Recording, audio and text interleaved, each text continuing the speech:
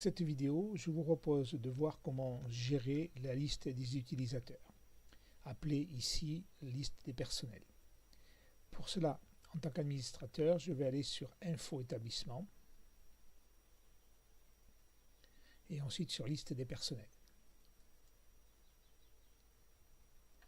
Dans cette liste des personnels, l'écran se présente de la façon suivante. En haut, un petit formulaire qui permet d'ajouter des personnels.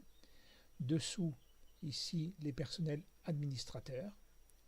Je vais remarquer que les codes d'accès ne sont pas cachés pour les utilisateurs et pour les administrateurs. Et dessous, les personnels utilisateurs avancés, c'est-à-dire en gros les enseignants qui vont avoir accès à une plus petite partie des applications.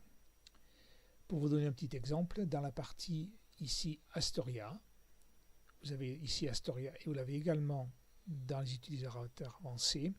Lorsque vous allez cocher ici en haut, vous aurez accès à la totalité des possibilités que vous proposez l'application, savoir les commandes, l'accès à la mercuriale, etc.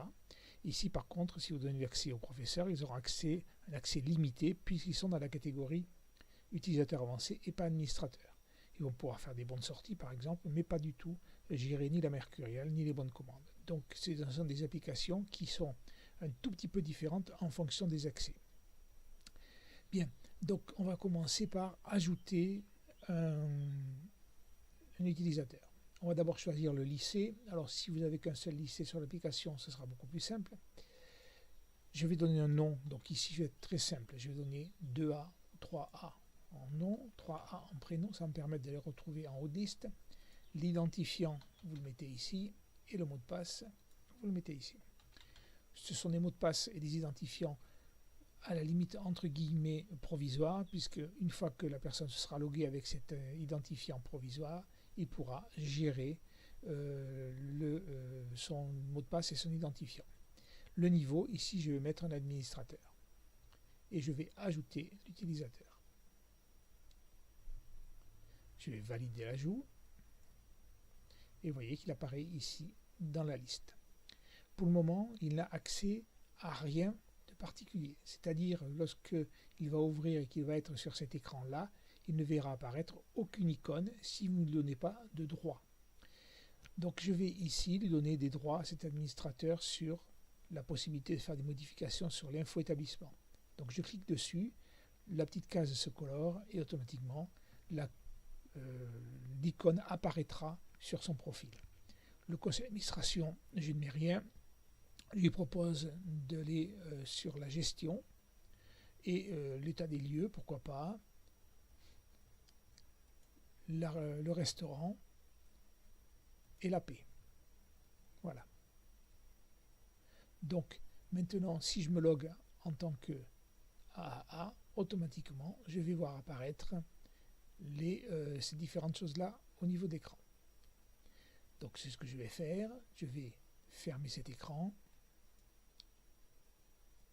Fermer celui-ci aussi.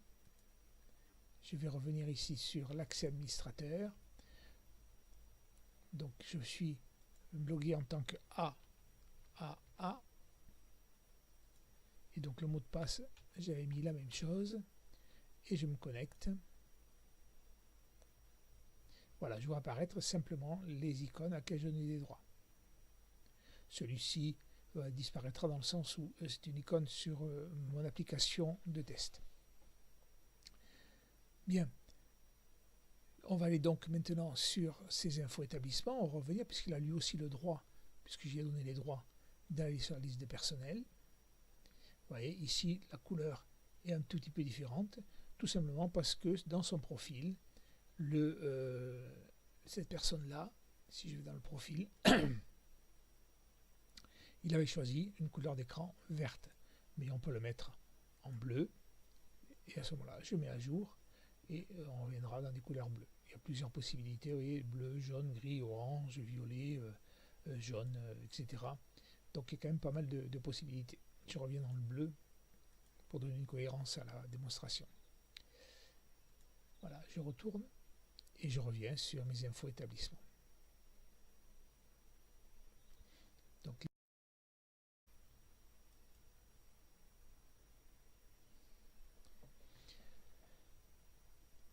Donc si rien n'apparaît dans les listes comme ici, c'est tout simplement que il va falloir cliquer ici sur personnel non archivé.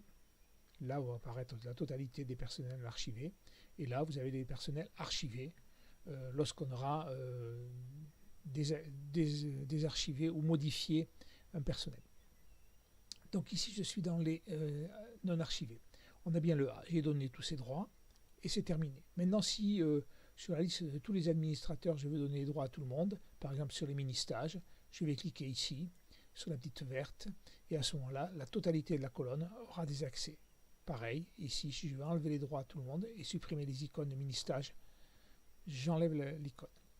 Je peux maintenant aussi modifier directement ici le mot de passe, l'adresse, etc.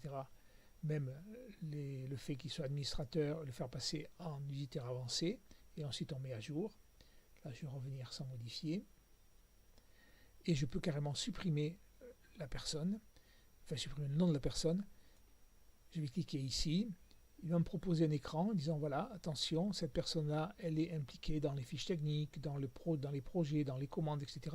Alors là, vous voyez qu'il y a 0 partout, donc je peux tranquillement lancer la suppression. S'il y a simplement des nombres d'absences, nombre de caisses restaurants utilisés à son nom, il faudra faire attention et éviter simplement la suppression, mais mettre simplement un archivage, l'archiver tout simplement, pour éviter qu'ensuite on puisse avoir des erreurs dans les caisses restaurants ou autres. On archivera, il disparaîtra des listes, mais il restera dans les calculs. Donc j'ai lancé la suppression et je reviens sur l'écran principal qu'on a vu tout à l'heure. Voilà pour les noms. Vous voyez que l'archivage est bien noté non ici. On peut changer les mots de passe, on peut changer les logins et donner des droits aux applications. Voilà ce qui est à savoir au niveau des listes de personnel.